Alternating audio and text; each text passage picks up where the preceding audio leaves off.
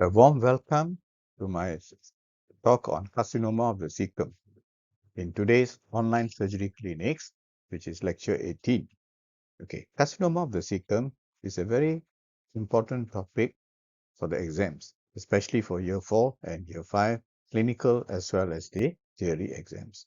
So it is of utmost importance that you understand this topic clearly so that you will have no problem answering questions related to this topic. The history is of a 68-year-old man who's referred by his general practitioner with a 6 weeks history of lethargy and breathlessness on walking. He has shown no fever, nausea or vomiting. He has loss of appetite and has lost 12 kg in weight over the previous 2 months. He reports no rectal bleeding or change of bowel habit. His father died at the age of 58 from colonic tumor. He is otherwise well and not on any regular medication. His GP referred him to the colorectal clinic as he was concerned about his blood results and his strong family history of colorectal cancer. The esophagogastroduodenoscopy (OGDS) has been done previously as requested by his GP and was reported to be normal. On examination, he was afebrile, conjunctiva are pale and he looks cachectic. There's no jaundice or palpable lymphadenopathy, the chest is clear and the heart sounds are normal. Examination of abdomen reveals a fullness in the right ilia fossa and a vague mass which was mobile was also palpable in the right ilia fossa. However, there was no tenderness or guarding and there was no associated hepatomegaly or ascites. A digital rectal examination is normal. With these clinical findings, a diagnosis of carcinoma of the right colon, possibly cecum or ascending colon, was made, and the patient was subjected to a number of investigations. Okay, investigations included a colonoscope, which was done, and this revealed a large mass, fungating mass, arising in the cecum from the lateral wall of the cecum here. Okay, it has areas of ulceration with bleeding and necrosis. It was followed up with a CT scan of the abdomen, which also revealed a large mass arising in the cecum, 5 by 5 centimeters, and well encapsulated, and this is the ascending colon.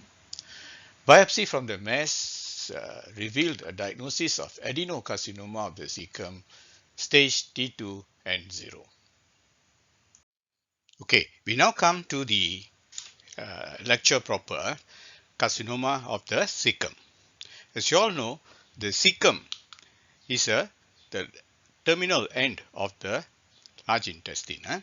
The first part of the large intestine, first 5 to 6 centimeters of the large intestine. It is found on the right side and is attached to the appendix, and it continues as distally as the ascending colon. Okay, it can be seen ascending colon and appendix. Now, right-sided colonic cancer. What are these tumors that conform this colon cancer from the right-sided? These include 3 groups of diseases: carcinoma of the cecum, carcinoma of the ascending colon, and carcinoma of the proximal transverse colon.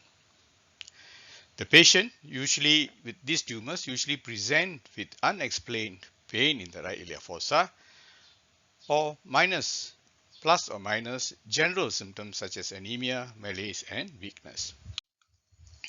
Okay, this slide shows you the incidence of the cancers in various parts of the colon as shown here.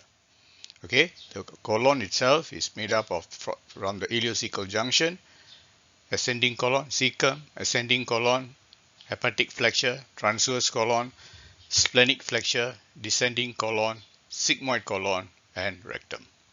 Okay, now the incidence of tumor will be 40% in the rectum, 20% on sigmoid colon, and together they form the tumors in this rectosigmoid area forms 60% of the tumors. Okay, 60%. Okay, now The next most common site is the cecum, which constitutes about 20% of the tumors of the colon. And the others are distributed throughout the colon: ascending colon, descending colon, transverse colon, and the sigmoid. Okay, this diagram shows you the arterial supply of the colon. Okay, we have got two main arteries supplying the colon. The first one comes from the the superior mesenteric artery, superior mesenteric artery here, okay, which supplies the right side of the colon through the ileocecal artery here, ileocecal artery, right colic artery, and the middle colic artery. The left side of the colon is supplied by the left colic artery, the hemorrhoidal or superior rectal arteries, and the sigmoid arteries. Okay, the branches of the superior mesenteric artery, the three main arteries that supplies the right-sided colon: ileocecal, right colic, and middle colic. Okay, now we come to the etiology. What is the etiology of the cancer of colon and cecum? Okay, there are three main conditions to look into. First, the colorectal cancers originate from the epithelial cells of the colon or rectum. Okay, so now you're talking about cecum, so it comes the epithelial lining of the cecum. Most commonly, the tumors are histologically adenocarcinomas. Okay, more than 95% of them will be adenocarcinomas. Rarer types include lymphoma, carcinoid tumor, and sarcomas. The second thing to consider in this etiology is the mechanism of cancer development. Now it is quite well established that carcinoma of the colon, or the mechanism of development, is the so-called adenoma-carcinoma sequence, where the tumor is postulated or confirmed to be originating in adenomas. Usually the normal mucosa changes to colonic adenoma or polyps, which then become invasive adenocarcinoma. Adenomas may be present for more than 10 years before becoming malignant, and progression to adenocarcinoma is believed to occur in approximately 10% of adenomas. The third factor is the genetic aspects. Certain genetic mutations have been implicated in predisposing to colorectal cancer. There are two main ones: adenomatous polyposis coli, or APC, where the mutation of the APC gene results in growth of adenomatous tissue associated with familial adenomatous polyposis, which is pre-malignant.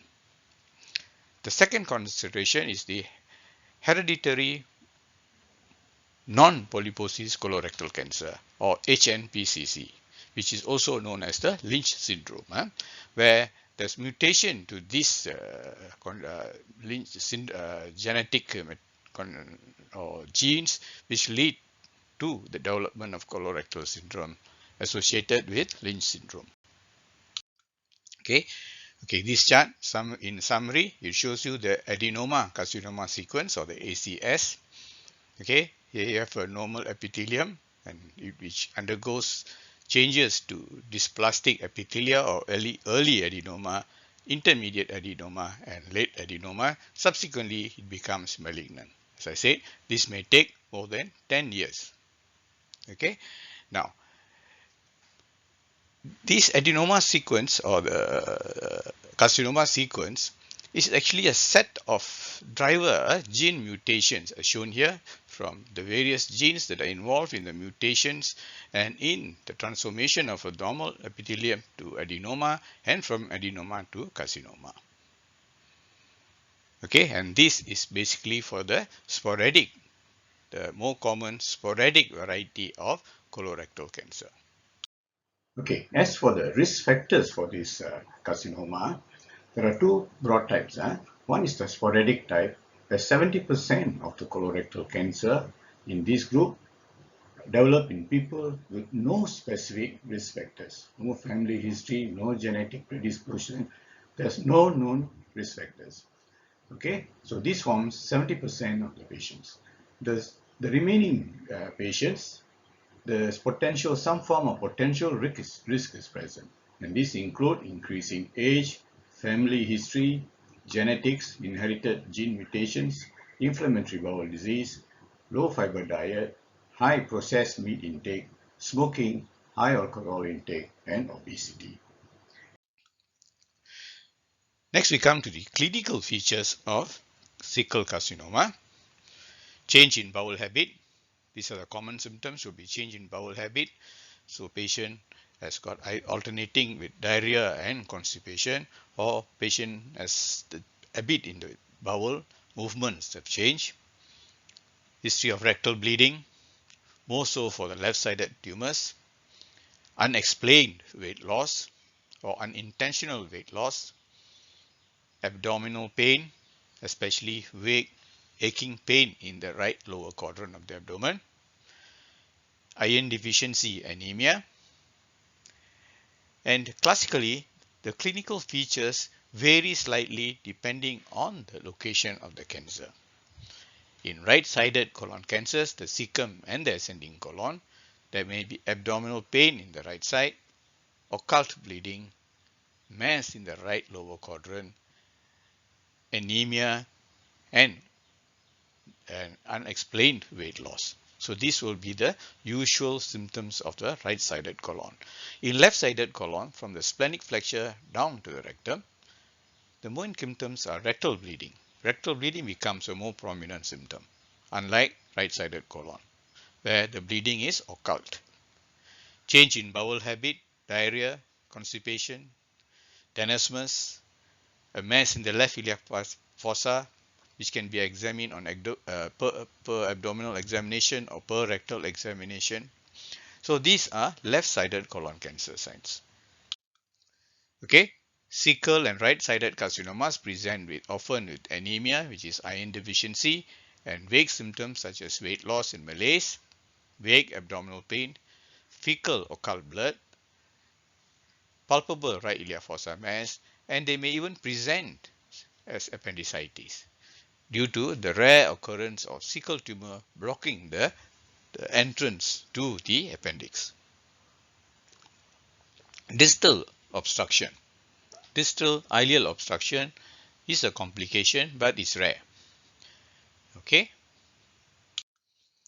Okay. This picture summarizes the various symptoms of sickle cancers.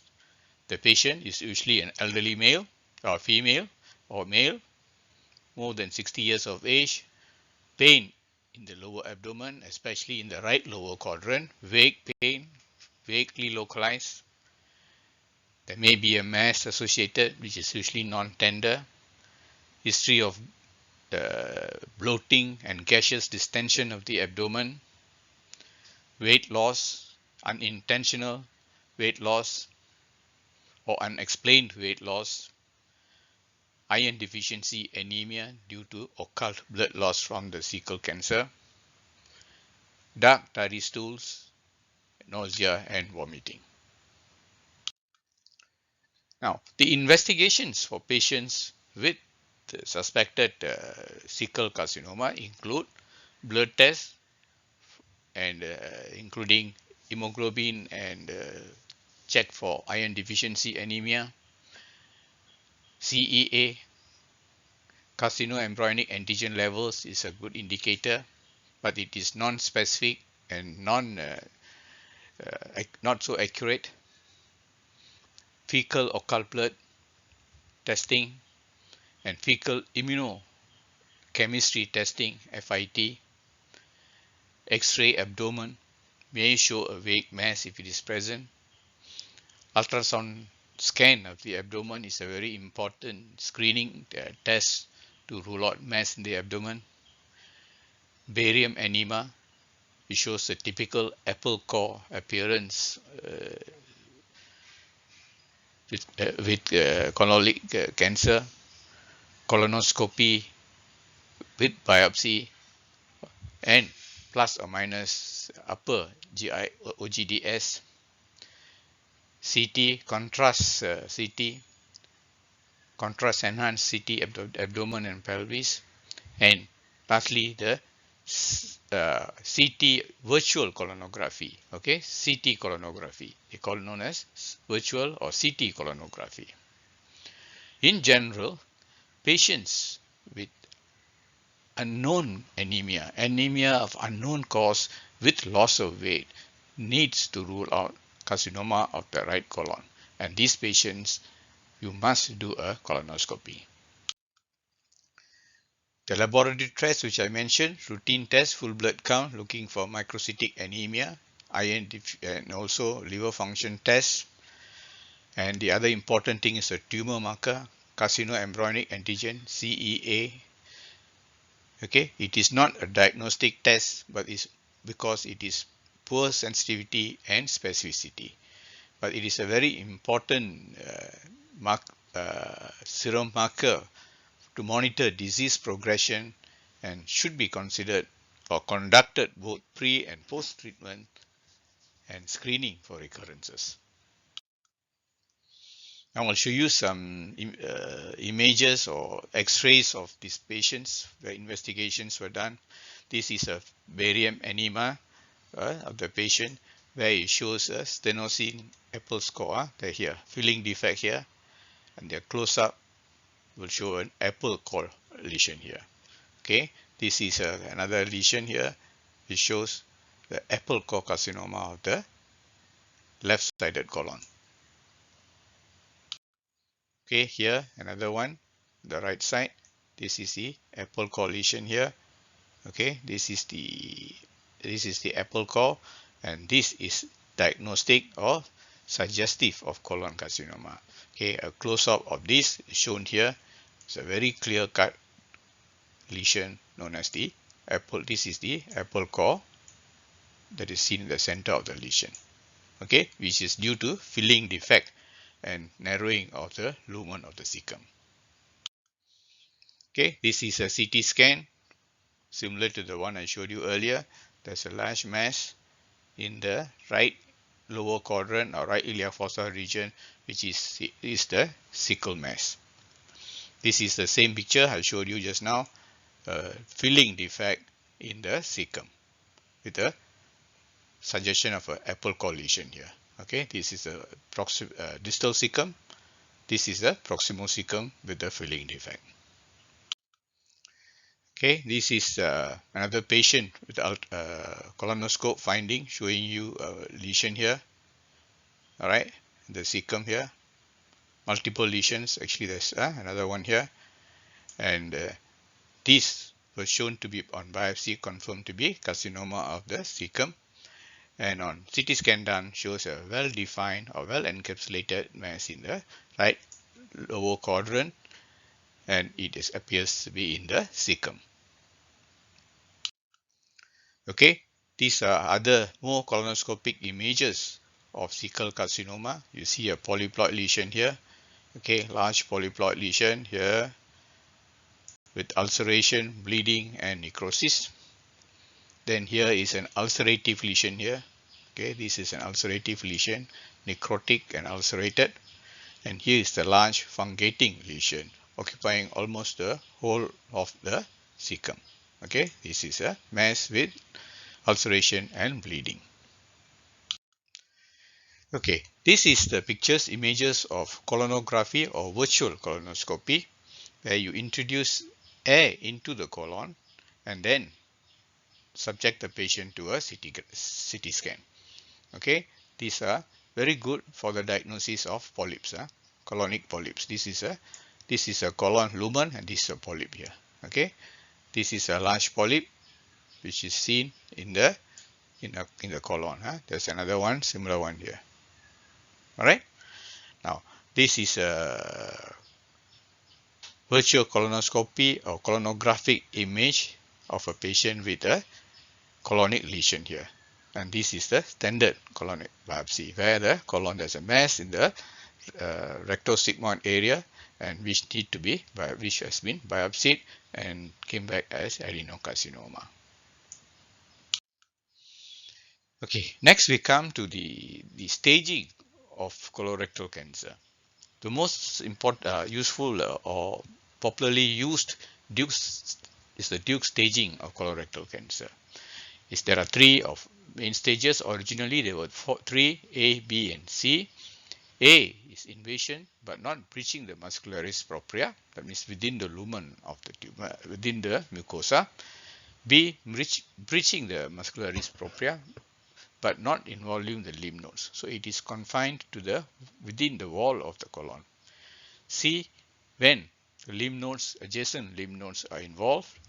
And D, which is added later into the modified Duke staging, and there's distant metastasis. Okay, Duke himself never described a stage D, but is often used to describe metastatic disease of the colon.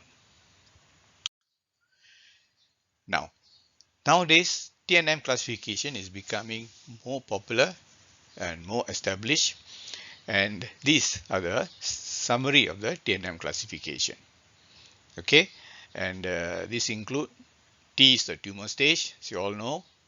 N is nodal stage, and M is metastasis. Okay, T is T1 into submucosa, T2 into muscular propria, T3 into pericolic fat or subserosa but not breaching the serosa, and T4 serosa is breached and directly involving the adjacent organs. Okay, so in this classification again, T1 and T2 are considered early cancers, okay, where it is confined to the mucosa. And T4 is considered late cancer, which breach the organ and there is adjacent metastasis. Lymph node, N0 is no lymph node, N1 to 3 is N1 is 1 to 3 lymph nodes are involved, N2 4 or more lymph nodes are involved. And metastasis, M0 no metastasis, M1 metastasis present. Okay, this is the TNM classification where you can see the T1 is confined to the mucosa. Okay, is confined to the mucosa, submucosa here. And T2 is come to the muscularis propria, involve the muscle, but still within the lumen of the wall of the bowel. It does not breach the wall. Whereas T3, it has breached. Okay, involve the serosa of the bowel. And T4, when it comes outside and involves the external, when it comes out of the serosa and involves the adjacent organs. Okay, next we come to the treatment of carcinoma of cecum. These are the modalities that are available: chemotherapy, radiotherapy, targeted therapy, immunotherapy, surgery, and palliative and curative treatment. Okay, among all these things, the most effective for cure is surgery. Okay, which I shall go in detail in a short while.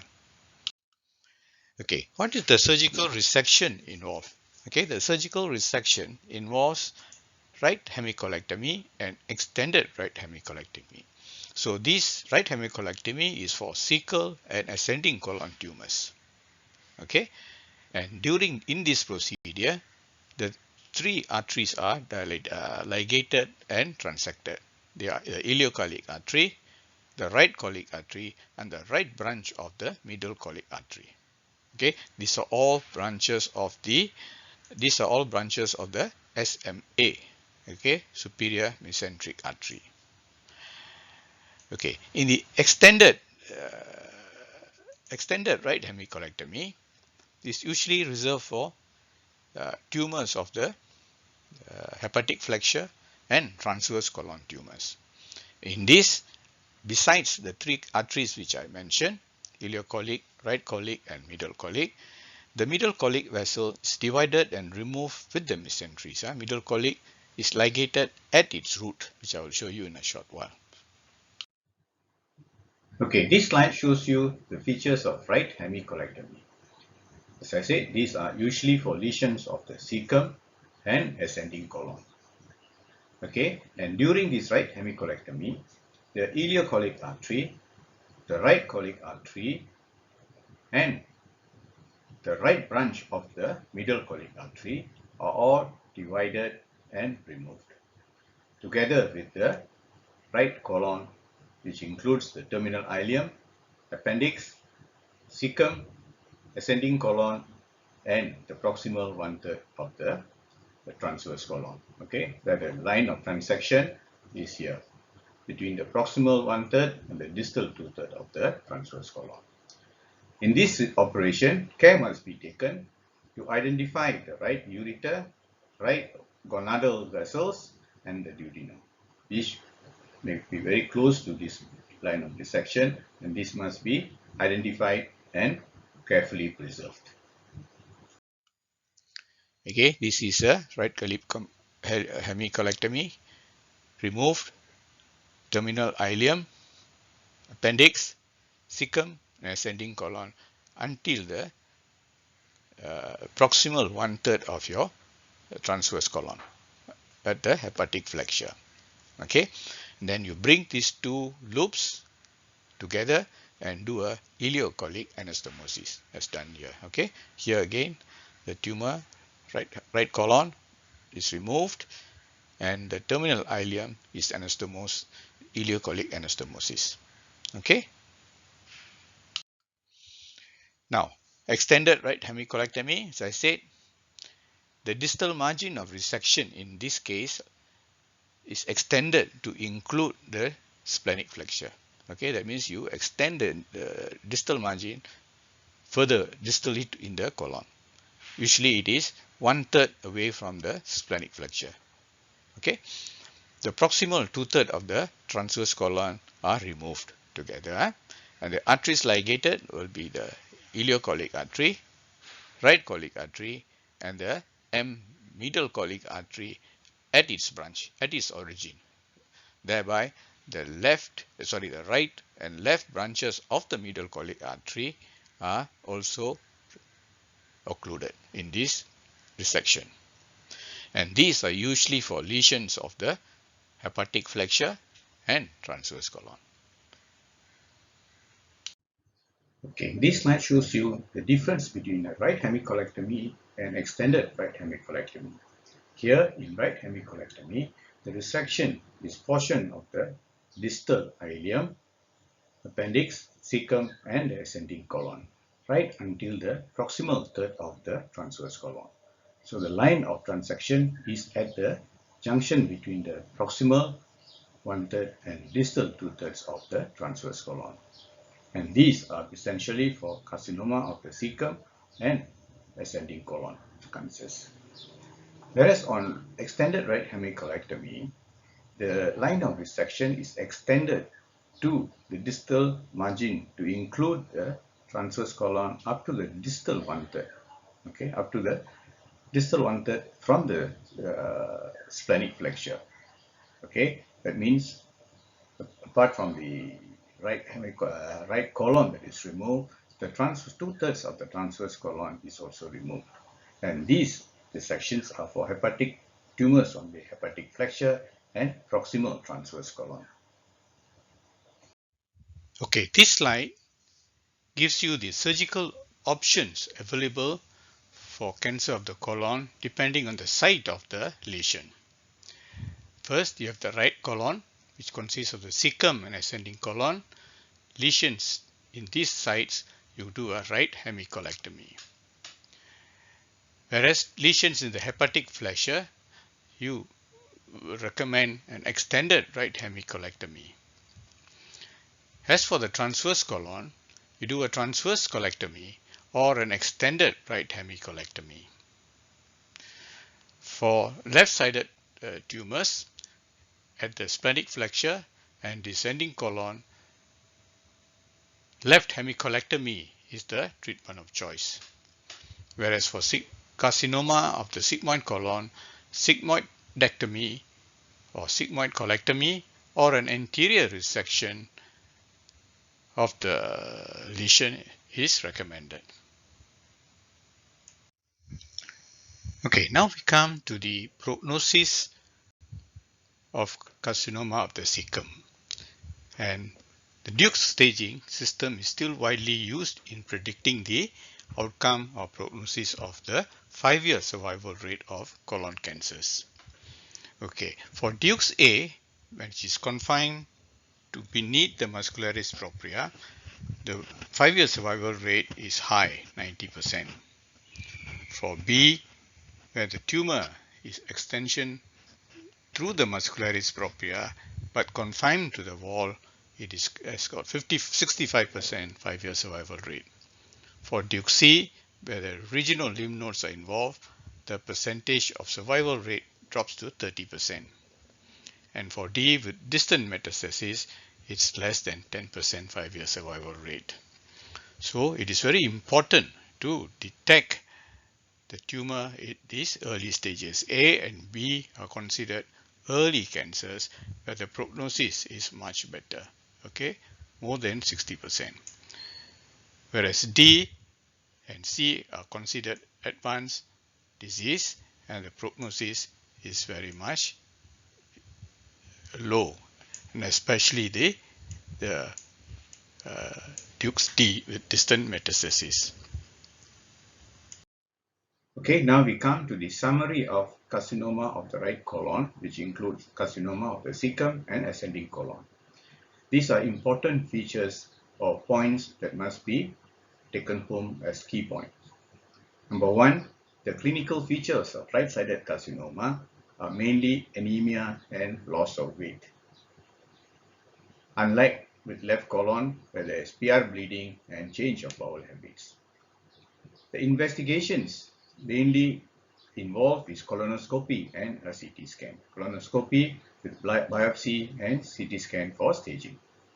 The CEA level is useful in monitoring treatment efficacy and disease recurrence, not diagnostic. Number 5, staging is used. The disease is staged using the modified Duke's staging or the DNM staging. Number 6, treatment, right hemicolectomy with ileocholic anastomosis. Surgery remains the mainstay of curative treatment for carcinoma of the right colon.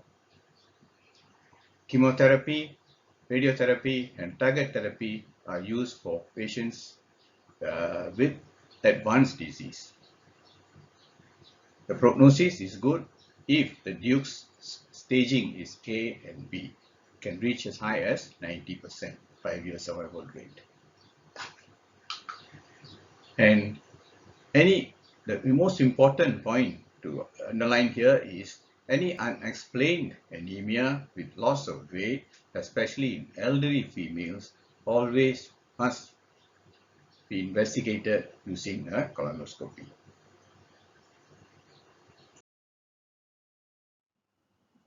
Okay, now let's go through some questions on carcinoma of the cecum. Quiz number 1. Question 1. Which of the following statements are false? A. Right colonic cancer present with features of anemia. B. Left colonic cancers present with rectal bleeding and obstructive symptoms. C. For an experienced colonoscopist, the failure rate to visualize the cecum is 10%. D. Intravenous urography IVU should be routinely done. And E. Synchronous cancers occur in 5%. The answer is D. Intravenous urography should be routinely done. Okay, it's not done routinely anymore. Okay, question number 2. The common clinical features of carcinoma of the cecum. A. Megaloblastic anemia. Unexplained weight loss. C. Massive bleeding per rectum. Tender mass in the RF. The answer is B. Unexplained weight loss.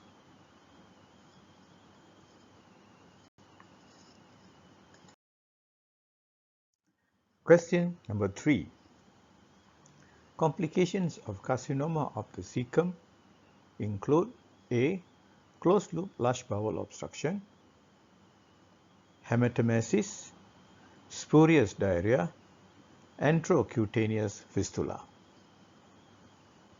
The answer is D. Enterocutaneous fistula. Question number 4.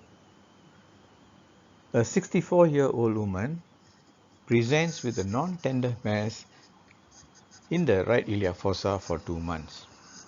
The investigations for the patient include all except A. A full blood count including hemoglobin levels, B. A MRI scan of the abdomen, C. Ultrasound scan, abdomen and pelvis, colonoscopy. The answer is B. A MRI scan abdomen.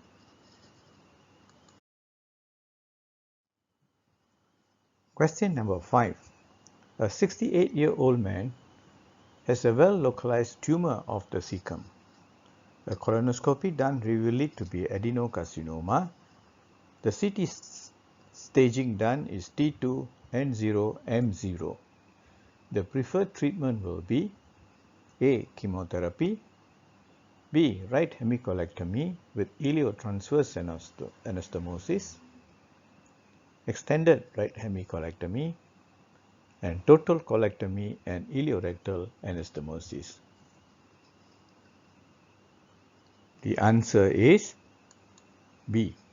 Right hemicolectomy with iliotransverse anastomosis. Question number 6. The 5-year survival for the above patient after surgery is more than 90%, less than 10%, 30%, 70%. The answer is A. More than 90%. Come to an EMQ on colorectal cancer. Choose and match the correct diagnosis given on the left with each of the clinical scenarios given on the right. Okay, clinical scenario number 1, a 60-year-old woman complains of feeling tired while doing her usual household work over the last 3 months. She has been short of breath climbing 1 flight of stairs at home. Her hemoglobin is 8.5 grams per liter. Abdominal examination reveals a mobile mass in the right ilia fossa. Now, match this clinical scenario with the diagnosis on the left. The answer is D, which is carcinoma of the cecum. Now we come to scenario number 2. A 60-year-old man complains of frequency of micturition, discomfort while passing urine, which is very foul smelling and sometimes contain brown material. On questioning, he admits to passing air bubbles in his urine and recently has been constipated. On examination of his abdomen, there's nothing to find and the urine examination shows heavy growth of E. coli. Now match this clinical scenario with the diagnosis on the left. Answer is A. Diverticular disease of the colon. Scenario number 3. A 70-year-old man complains of constipation for 4 months. He has to take increasing amounts of laxatives to have a bowel action. Following a bowel action, he is left with feeling of insufficient evacuation, and on straining his stools, he passes blood from his anus. On examination, there is nothing to find except some evidence of weight loss as seen by his loose trousers requiring an extra notch in his belt. Now, match this clinical scenario with the diagnosis on the left. And the answer is E. Carcinoma of the descending colon. Okay, these are the answers again for the questions. Now, once again, we come to an end of this session on carcinoma of the cecum. Thank you for your patience, and I hope this session is of benefit to you. Thank you. See you again some other time.